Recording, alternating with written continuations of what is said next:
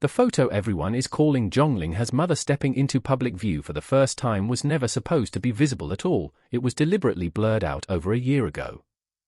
On Rabbit News Hallyu, we're tracing why that erased detail resurfaced this week, and why, on the very same day, Tian Xiwei became the center of an entirely different kind of reveal, one built on nothing being hidden at all. Here's what actually happened. On August 2nd, a family photo showing Zhang Linghe standing between his parents started trending under a headline claiming his mother had gone public for the first time. Within hours it had its own hashtag, thousands of reposts, and a wave of comments marveling at how precisely he'd inherited his parents' features. The problem is the headline wasn't accurate. The photo wasn't new, and his mother didn't post it. It was an image Zhang Linghe himself shared last year, with his parents' faces deliberately blurred to protect two private citizens who have never run a public account or asked for any of this attention. What went viral this week was the unblurred version, stripped of the one safeguard built into it, repackaged with a caption implying it was a choice his mother made. That distinction matters more than it looks. A blur isn't decoration. It's a boundary. And the fact that the boundary is what got removed, not the photo itself, but specifically the part meant to protect two people who never signed up for public life, is the detail most of the coverage skipped in favor of talking about cheekbones. So why did this surface now, more than a year after the original post? The timing lines up with something that, on the surface, had nothing to do with his real family at all. For days earlier, on July 28, Zhang Linghe's Republican-era drama Overdo was deep in its promotional cycle, and co-star Miley Wu, playing his character's cold, dismissive on-screen mother, posted a staged family portrait from the show with his character conspicuously left out, captioned as if she genuinely preferred the version without him. Zhang Linghe played along in character, quoting one of the show's own bitter lines back at her, and Wu followed up with an edited photo that added him back in. It was a marketing bit, built entirely inside the drama's fiction, and it did exactly what it was designed to do. It trended. But here's the detail worth sitting with before we go further: the loudest part of this story isn't the real photo at all. It's the fictional one that came first, because that's what conditioned the algorithm and the audience to treat the Zhang Linghe plus family photo as a combination worth serving to more people that week. Look at what that timing did structurally. A studio-approved, in-character stunt about a fabricated family photo trained the feed to expect a family photo story about Zhang Linghe. For days later, when an unrelated, real, non-consensual image entered circulation, it didn't need to build its own audience from zero. It inherited one that was already primed. That's not a coincidence born of bad luck. It's what happens when promotional fiction and genuine private material get filed under the exact same keywords, on platforms that don't distinguish between the two. The real lesson here isn't about one actor's parents. It's about how thin the line has become between a marketing beat engineered to trend and a privacy breach that trends by accident, once both are wearing the same headline. For Zhang Linghe personally, the pattern says something too. This isn't a star who's careless with his family's image. The original blur proves the opposite. Every time he's shared anything involving his parents, he's taken the extra step of protecting their identities, which points to an artist managing a very specific kind of risk, the line between what he's willing to give the public and what belongs only to the people who raised him. Staying silent this week, rather than issuing a formal statement, reads less like avoidance and more like a deliberate refusal to feed the story a second news cycle, a choice plenty of management teams would recognize as the safer play when the underlying issue is a stranger's overreach rather than the artist's own conduct. Fans, for what it's worth, mostly landed on the same instinct. Once the actual sequence of events became clear, a shared photo, deliberately blurred, later stripped of that protection without consent, the conversation shifted fast, from admiring his parents' resemblance to Zhang Linghe to defending their right to stay unknown. Comment sections that opened with strangers picking apart his mother's features, including comparisons to actress Zhu Yutong, closed with a far simpler and more repeated request: let two private people go back to being private, and put the attention back on the work.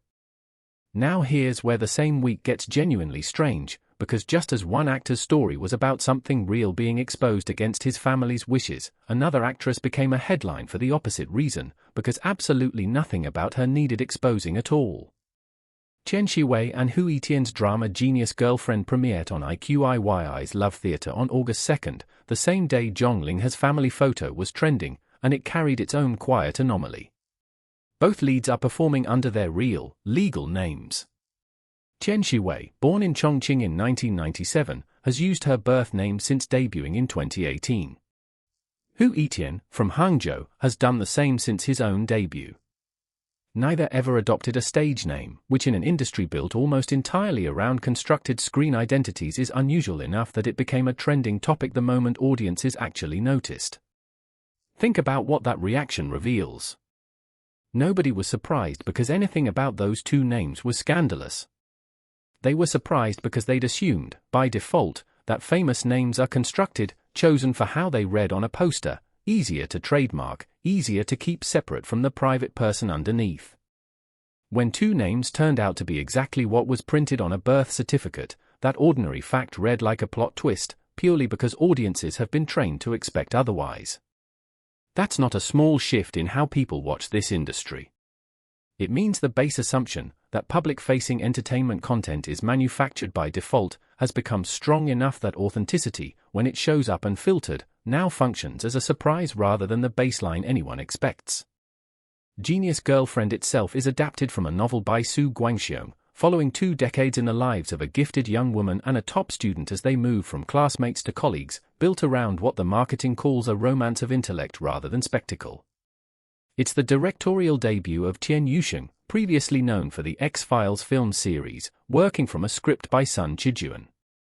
None of that context is incidental, a director stepping into television for the first time, paired with 2 leads whose defining feature turned out to be that they hadn't changed anything about themselves, reads like a deliberate positioning choice for a platform betting that unfiltered can be its own selling point this year.